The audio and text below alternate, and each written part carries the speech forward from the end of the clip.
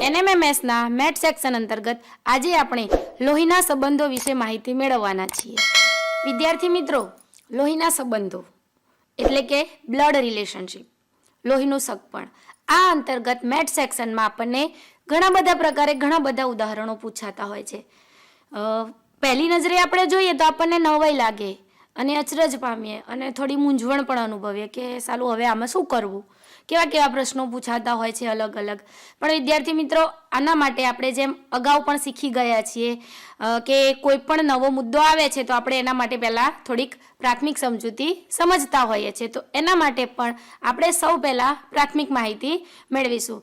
તો આપણે સૌ જાણીએ છીએ બરાબર કે આપણા પિતા હોય અથવા માતા, આપણા પિતા માતાનો પુત્ર હોય એ શું થાય તમારો? સરસ, શું થાય? ભાઈ થાય. એવી જ રીતે પિતા કે માતાની પુત્રી હોય તો એ શું થાય તમારે? સરસ, બેન થાય. પછી આપણા પિતાના ભાઈ હોય તો શું થાય? સરસ, કાકા થાય. પિતાની બેન હોય તો ફોઈ થશે. તો આ બધા સંબંધો આપણે જાણતા હોઈએ છીએ. પિતાની બહેન ફોઈ, માતાની બહેન માસી, પિતાના પિતા દાદા, માતાના પિતા નાના. આવા નાના નાના સંબંધો આપણે જાણતા હોઈએ છીએ અને આપણે આજુબાજુ આપણા વ્યવહારમાં પણ આપણે એનો ઉપયોગ કરતા હોઈએ છીએ. પણ આ બધાનો ઉપયોગ આપણે આજના પ્રશ્નોના ઉકેલમાં ક્યાં અને કેવી રીતે કરવાનો છે એ આપણે પહેલા સમજીશું. તો આવી નાની માહિતી છે પ્રાથમિક આપણા ઘરના સંબંધીઓની આજુબાજુનું, એને પહેલા આપણે સમજીશું. હવે એક બીજી માહિતી જોઈએ. તમને ખબર છે તમારી કાકાની, મામીના, માસીના દીકરાનો દીકરો તમારે શું થાય? તમારા ફોઈના દીકરાનો દીકરો તમારે શું થાય?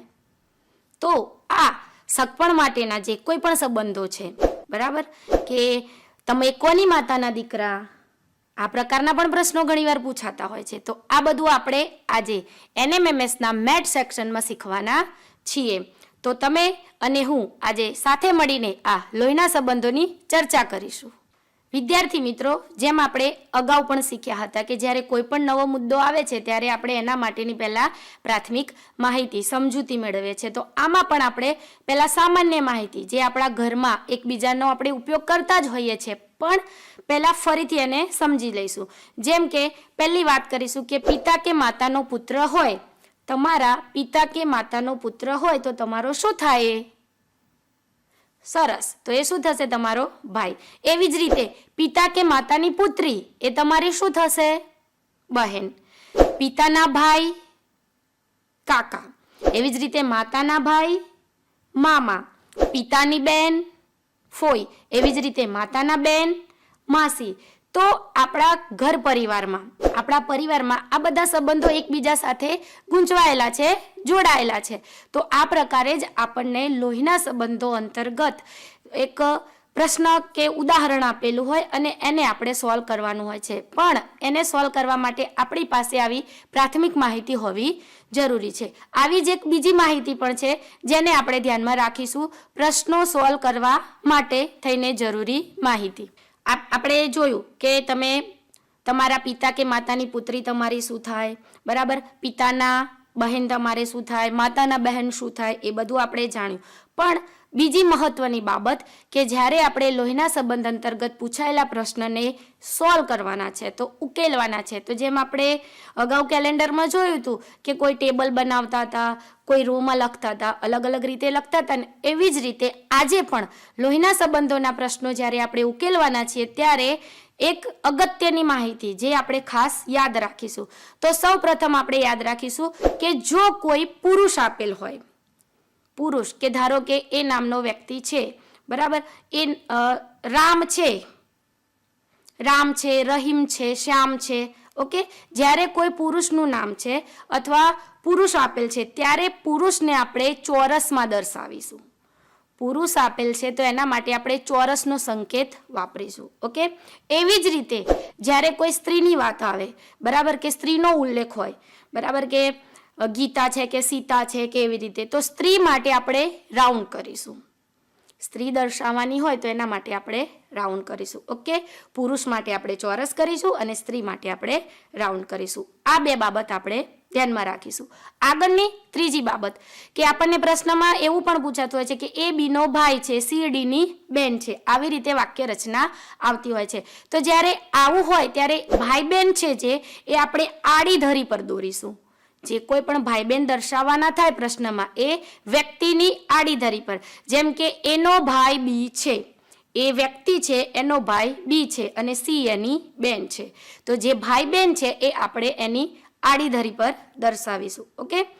બીજી વસ્તુ કે આપણે એ વ્યક્તિ છે એનાથી મોટા છે એટલે એના આગળની પેઢી છે એને આપણે ઉપર દર્શાવીશું. એ વ્યક્તિ છે અને એનાથી જે કોઈ પણ મોટા વ્યક્તિ છે એને આપણે એટલે કે ઉપરની પેઢીને આપણે ઉપર, અને એમ કીધું હોય કે એનો પુત્ર બી છે, એનો પુત્ર બી છે તો એને આપણે નીચે દર્શાવીશું.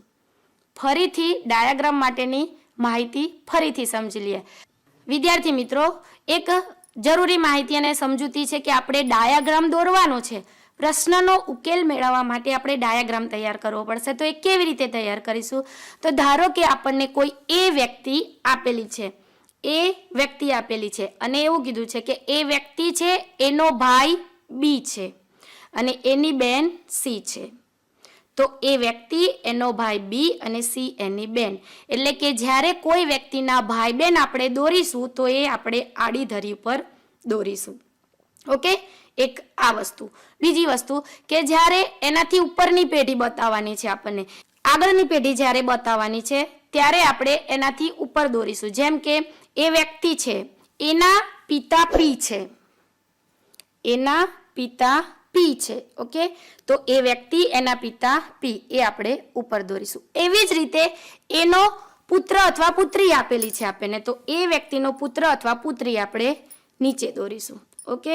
ભાઈ બહેન આડી ધરી પર દોરીશું. પિતા છે કે દાદા છે એ આપણે ઉપર દોરીશું. ઓકે. અને પુત્ર અથવા પુત્રી છે તો એ આપણે વ્યક્તિથી નીચેની તરફ દોરીશું. તો આવી રીતે આપણે પહેલા ડાયાગ્રામ દોરીશું અને પછી આપણે પ્રશ્નનો ઉકેલ સરળતાથી મેળવી શકીશું. વિદ્યાર્થી મિત્રો, આપણે ડાયાગ્રામ દોરવાનું શીખી ગયા. ઓકે. કે ડાયાગ્રામ આપણે કેવી રીતે દોરીશું. હવે આપણે આગળ સંકેતોની વાત કરી હતી એના વિશે થોડીક માહિતી મેળવી લઈએ. એમ લખ્યું હોય કે પિતા અને પુત્ર, પિતા અને પુત્ર. તો પિતા માટે, પિતા એટલે મેલ કે ફિમેલ, પુરુષ કે સ્ત્રી થશે તો પુરુષ, અને પુત્ર પણ શું છે? પુરુષ. તો ચોરસ અને ચોરસ. આપણે યાદ રાખ્યું છે કે પુરુષ માટે આપણે કયો સંકેત રાખવાના છે? ચોરસ. એવી જ રીતે પિતા અને પુત્રીની વાત હોય તો પિતા માટે આપણે કયો સંકેત રાખીશું? ચોરસ. અને પુત્રી માટે, સ્ત્રી માટે કયો સંકેત કીધો તો? ગોળ. ઓકે. તો અહીંયા આપણે ઉપર ચોરસ આવશે અને નીચે ગોળ આવશે. બરાબર. એવી જ રીતે માતા અને પુત્રની વાત હશે, માતા અને પુત્ર હશે તો માતા, સ્ત્રી માટે કયો સંકેત કીધો તો આપણે? ગોળ. તો ઉપર ગોળ આવશે અને પુત્ર છે તો નીચે શું આવશે? ચોરસ આપણે દોરીશું. એવી જ રીતે માતા અને પુત્રીની વાત હશે તો માતા પણ સ્ત્રી અને પુત્રી પણ સ્ત્રી, તો બંને કેવા દોરીશું આપણે? સંકેતો ગોળ દોરીશું. તો એક આ સંકેતો આપણે ધ્યાનમાં રાખીશું, કેમ કે આ પ્રકારના પ્રશ્નો સોલ્વ કરવા માટે આપણે એક એક વાક્ય વાંચતા જશું, ડાયાગ્રામ દોરતા જશું અને પ્રશ્નના જવાબ તરફ આપણે આગળ વધીશું. હવે આપણે આટલી માહિતી મેળવી. હવે પ્રશ્ન થાય કે આપણને કયા કયા પ્રકારના પ્રશ્નો પૂછાતા હોય છે. ઓકે. તો એમાં પહેલું આપણે વાત કરીએ કે વર્ણન આધારિત. જે આપણે હમણાં ડાયાગ્રામ દોર્યો ને કે એ છે, એનો ભાઈ બી છે, એની બેન સી છે. બરાબર. તો આ પ્રકારના જે કોઈ પણ ઉદાહરણો હશે એ વર્ણન આધારિત. જેમ કે એક્સ અને વાય બહેનો છે, એક્સ અને વાય બહેનો છે, ઝેડ એ વાયના પિતા છે તો એક્સનો ઝેડ સાથે શું સંબંધ થશે? એક્સ અને વાય બહેનો છે, ઝેડ એ વાયના પિતા છે તો એક્સનો ઝેડ સાથે શું સંબંધ થશે? આ પ્રકારના પ્રશ્ન છે એને આપણે વર્ણન આધારિત, કે કંઈક વર્ણન આપેલું છે મૂળાક્ષરોના ઉપયોગ કરીને, એક આ પ્રકારે આપણને પ્રશ્ન પૂછાતા હોય છે.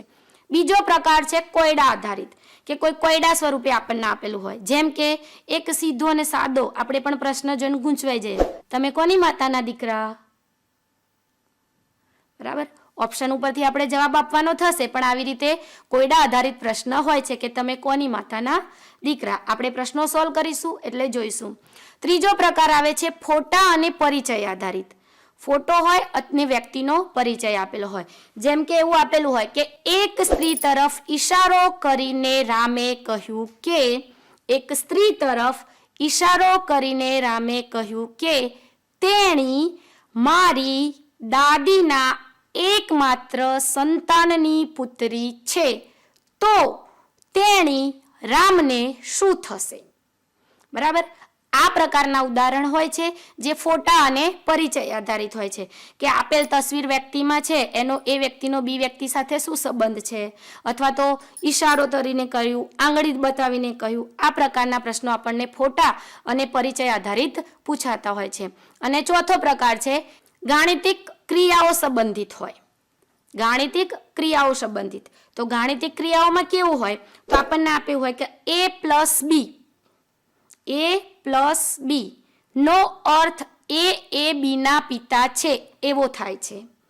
તમને ઉપર સૂચનામાં આપેલું હોય કે નીચેના ઉદાહરણો ઉકેલવા માટે ઉપરની સૂચનાઓનો ઉપયોગ કરી અને તમે ઉદાહરણ ઉકેલો. તો એમાં એવું આપેલું હોય કે a પ્લસ બીનો અર્થ એવો થાય છે કે એ છે એ બીના પિતા છે. બરાબર. બીજું આપણને એવું આપેલું હોય કે a ગુણ્યા બીનો અર્થ એવો થાય છે કે એ બીની બહેન છે. ત્રીજું આપણને એવું આપેલું હોય કે a અને ટકાનું ચિહ્ન અને બી આપેલું હોય. a હોય, ટકાનું ચિહ્ન હોય અને બી હોય, એનો અર્થ એવો થાય છે કે એ બીની માતા છે. ચોથું આપણને એવું આપેલું હોય a એન્ડ બી, એટલે એ આપેલો હોય, એન્ડનો સંકેત આપેલો હોય અને બી આપેલો છે, એનો અર્થ એવો થાય કે એ બીની પત્ની છે. તો આવી રીતે પ્રશ્નમાં આપણને આવી રીતે એક ચોક્કસ ગાણિતિક સૂત્રો અથવા તો સંકેતો મૂક્યા હોય અને એનો અર્થ એ જ અર્થનો ઉપયોગ કરીને આપણે પ્રશ્નો ઉકેલવાના હોય છે. તો આવી રીતે ગાણિતિક ચિહ્નો અથવા સંકેતો આપીને પણ આપણને અલગ અલગ પ્રકારે પ્રશ્નો પૂછાતા હોય છે. તો આ આપણી પ્રાથમિક માહિતી થઈ. જોયું ને વિદ્યાર્થી મિત્રો, કેવી મજા આવી? એની પુત્રી બી છે, બીનો ભાઈ સી છે, ડીની બેન ઈ છે. કેવા અટપટા પ્રશ્નો હતા, છતાંય તમે સરળતાથી સોલ્વ કરે ને. તો આવી જ રમત તમે તમારા મિત્રો સાથે અને તમારા પરિવારના સભ્ય સાથે પણ રમજો. તમને પણ મજા આવશે, તમારા મિત્રોને પણ મજા આવશે અને પરિવારના સભ્યોને પણ મજા આવશે અને એક જાદુ જેવું પણ લાગશે. આ જ વસ્તુ આપણને NMMSના મેટ માટે ખૂબ જ ઉપયોગી થવાની છે. એટલે વધારે ને વધારે આનો મહાવરો કરો, પુનરાવર્તન કરો, કેમ કે આપણે સૌ જાણીએ છીએ, બરાબર, જેટલું વધારે પુનરાવર્તન એટલું ઝડપથી આપણે વધારે ઉકેલ મેળવી શકીએ. તો નીચે ડિસ્ક્રિપ્શન બોક્સમાં આપેલું ગૂગલ ફોર્મનો મહાવરો કરવાનું ભૂલતા નહીં, કેમ કે જેટલો વધારે મહાવરો કરશો એટલું જ તમે પરીક્ષામાં સારું સ્થાન મેળવી શકશો, સારા ગુણ મેળવી શકશો. કેમ કે અત્યારે તો તમે ધીમે ધીમે સોલ્વ કરશો, પ્રશ્નો ચાલી જશે, પણ પરીક્ષામાં તો આપણે સમયને પણ જોવાનો છે. બરાબર. એટલે અત્યારે જો વધારે મહાવરો કરશો, વધારે ને વધારે પુનરાવર્તન થશે તો એ વખતે તમે ઝડપથી જવાબ આપી શકશો. ઓકે. તો